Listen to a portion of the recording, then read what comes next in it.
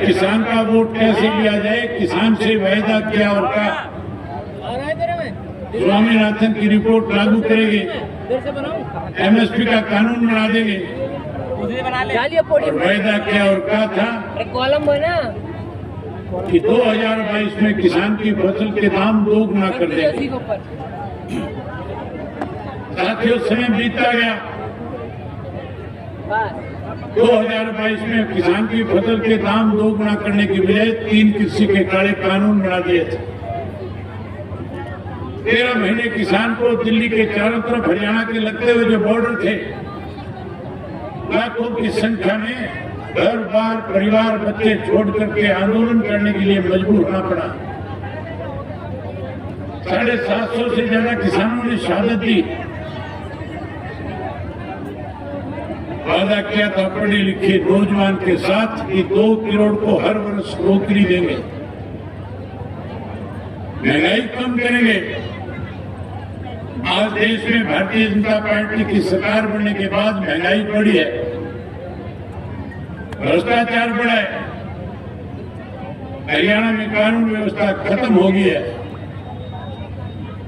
वहीं उसके साथ साथ पढ़े लिखे नौजवान को रोजगार नहीं है। आज इसीलिए हरियाणा प्रदेश का नौजवान अपनी बेशकीमती जमीन बेच करके विदेशों को पढ़ाई के लिए, नौकरी के लिए पलायन करने का काम कर रहा है। मैंने पूरे हरियाणा का भ्रमण किया, कोई गांव ऐसा नहीं है जिस गांव से सैकड़ों की संख्या में बच्चे जमीनें बेच करके डोंकी वीजा के साथ विदेशों का पलायन ना कर गया। ये केवल सरकार की गलत पॉलिसी की वजह से हुआ। वहीं जहां हरियाणा दूध दही के मामले में पूरे देश और दुनिया में जाना जाता था, आज उस हरियाणा प्रदेश में नशा बेशुमार बढ़ा हुआ है, अपराध बढ़े हैं। इसीलिए लोग परेशान है, सरकार को बदलना चाहते हैं। किसान दुखी है, मजदूर दुखी है, व्यापारी दुखी है, कर्मचारी दुखी है। आज तो सरकार के ऐसे फैसले हैं, वायदे तो किए थे कि हम लोगों के लिए सहूलियत की सुविधाएं प्रदान करेंगे, लेकिन ऐसे फैसले लिए जिसकी वजह से हर वर्ग के लोग परेशान हो गए। तो बदलना चाहते हैं। आज पूरे हरियाणा प्रदेश के अंदर परसों चौधरी देवीलाल जी की जयंती थी। आप लोग भी बड़ी संख्या में आए हुए थे। पूरे हरियाणा प्रदेश से लाखों लोग उस चौधरी देवीलाल जी के सम्मान दिवस में चौधरी देवीलाल जी को यहाँ पर सदा सुमन अर्पित करने आए थे। वहीं बहन मायावती जी का संदेश और आदेश सुनने के लिए आए थे कि बहन मायावती जी हमें क्या आदेश दे करके जाएंगी। और बहन जी ने कूद करके कहा, कमांडर लड़की लड़का है, अगर आप मजदूर के किसान की सरकार चाहते हो तो फिर एक बहुजन समाज पार्टी और इंडियन नेशनल लोकदल पार्टी के कार्यकर्ता को जब तक वोट ना पड़े 5 तारीख तक लगातार लोगों से संपर्क करें, गरीब मजदूर की सरकार बना करके देश में एक मैसेज दें कि हरियाणा प्रदेश का किसान और मजदूर इकट्ठा होकर के, जो किसान इस देश का अन्नदाता है, जो मजदूर इस देश का निर्माता है, अगर हम देश का निर्माण कर सकते हैं, हम देश को अन्नदाता के रूप में अन्न दे करके भंडारण भर सकते हैं, तो फिर देश के अंदर मजदूर और किसान की सरकार क्यों नहीं बना सकते। अब सही समय आ गया साथियों मजदूर और किसान की सरकार बनाने का। साहब श्री काशीराम जी ने और आदरणीय चौधरी देवीलाल जी ने सारी उम्र ऐसे गरीब आदमी का, कमजोर आदमी का, मेरे वर्ग के लोगों का, किसान का उत्थान हो, इसके लिए उन्होंने पूरा जीवन संघर्ष किया। देश की आजादी के बाद जब देश आजाद हो गया था, वहां किसान और मजदूर को देश के अंदर सत्ता में बैठे लोगों ने फिर से गुलाम बनाने का काम किया था। कैसे उनकी उस गुलामी से उनको मुक्ति मिले, उसके लिए पहले साहब काशीराम जी ने, चौधरी देवीलाल जी ने संघर्ष किया और उसके बाद उत्तर प्रदेश के अंदर सबसे बड़ा बदलाव अगर किसी ने लाने का काम किया, जहां गरीब का सबसे ज्यादा शोषण होता था, अगर उनके गरीब आदमी को कैसे सत्ता तक पहुंचाया जाए, इसके लिए अगर किसी ने संघर्ष किया, किसी ने जागृति पैदा करी, तो आज आपके बीच में बैठ करके आपको संदेश देने के लिए आई बहन मायावती जी थी।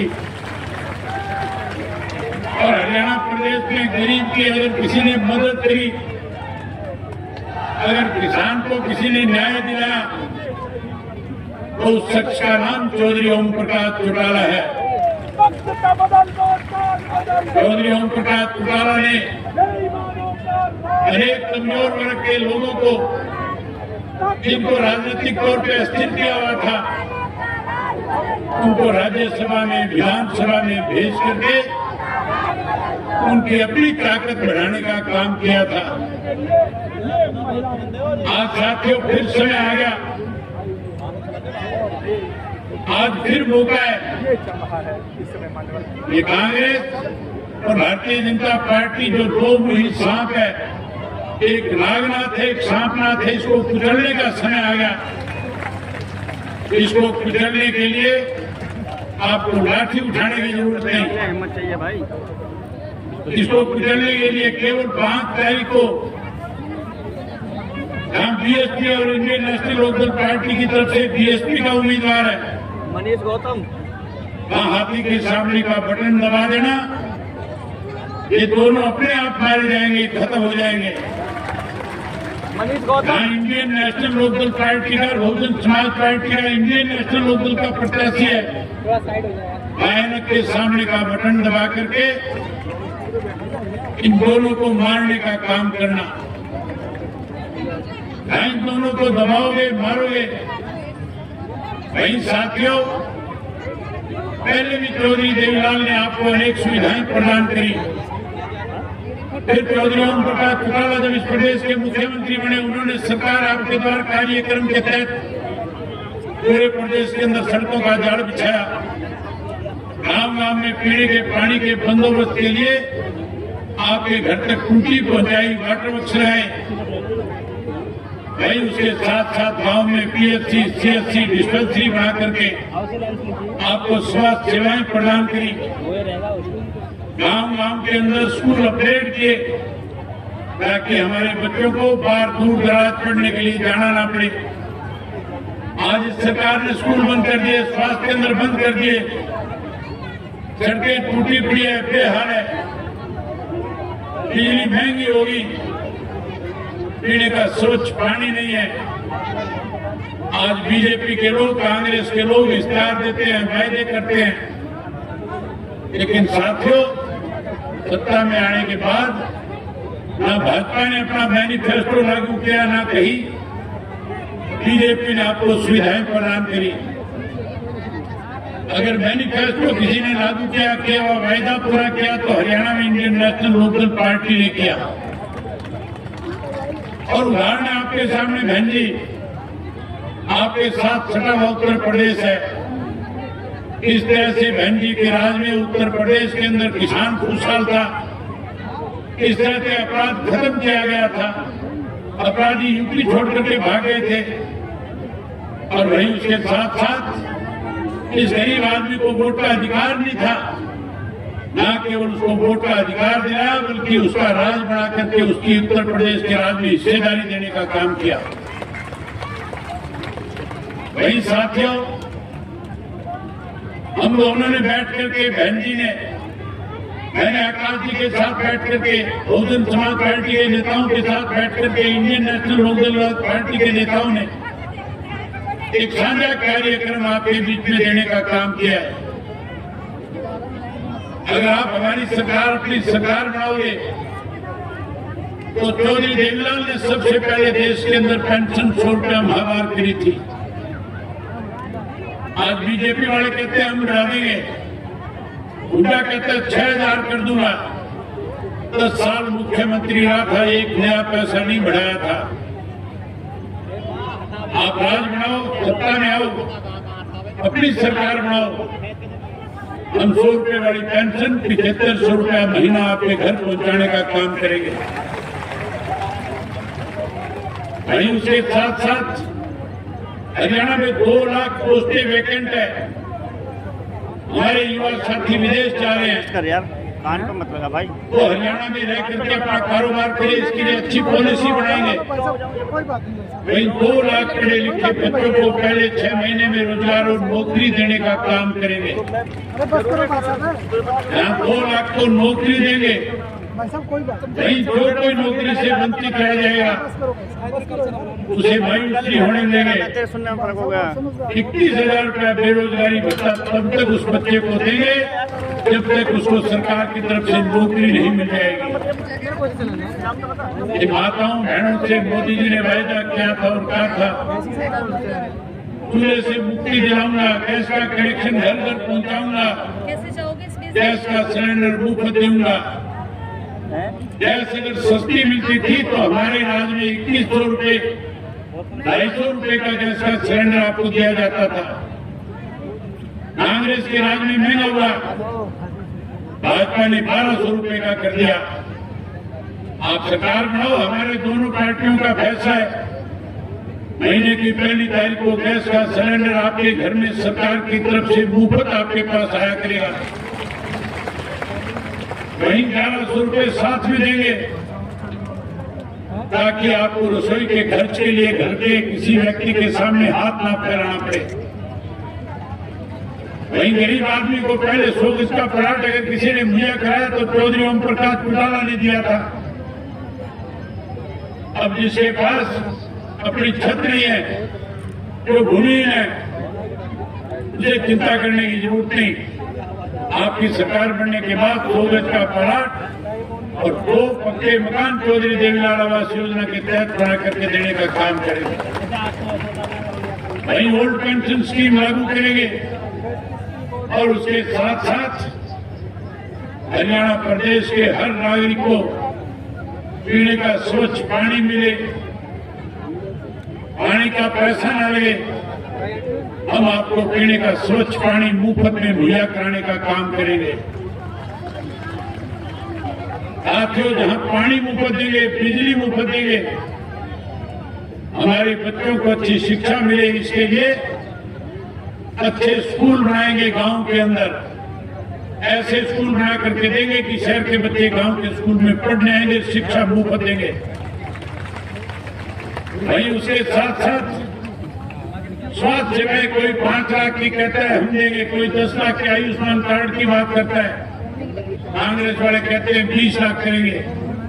ये सारे वायदे कांग्रेस जो आज आपके सामने कर रही है, इन्होंने राजस्थान के लोगों के साथ किए थे। जब इनकी सरकार थी वायदे पूरे नहीं किए, छत्तीसगढ़ में किए, मध्य प्रदेश में किए।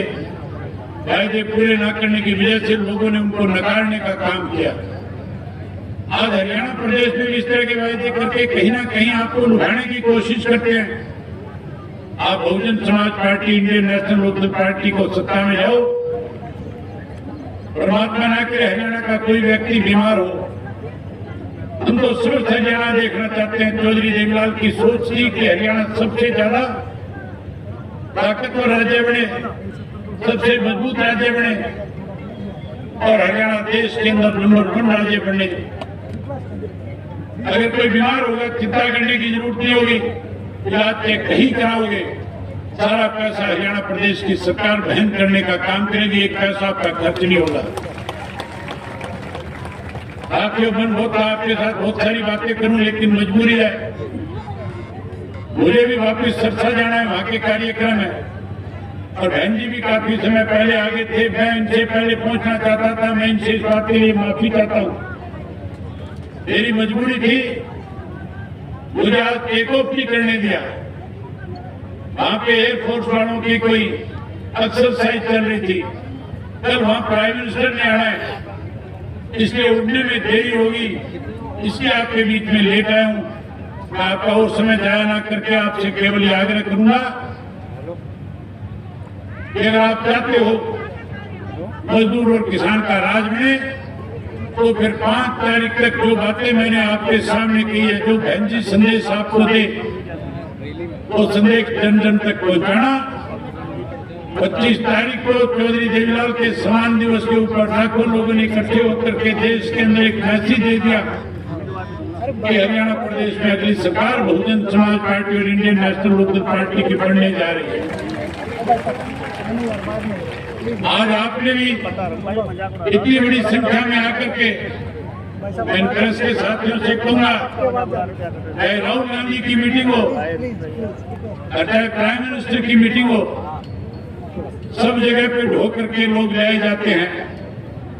ये सब गरीब मजदूर और किसान के बच्चे हैं, सब अपनी मर्जी से चल करके आए।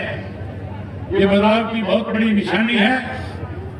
मैं आपसे एक बारी पत्रकार साथियों से कहूंगा, आप अपने कैमरों का मुंह पीछे की तरफ करें और आपसे कहूंगा कि एक बारी हाथ खड़ा करके कहो कि हम बदलाव लाएंगे, हम अपनी सरकार बनाएंगे। एक बार जोर से लोगों को कहो कि हम अपनी सरकार बनाएंगे। बहुत धन्यवाद आपका।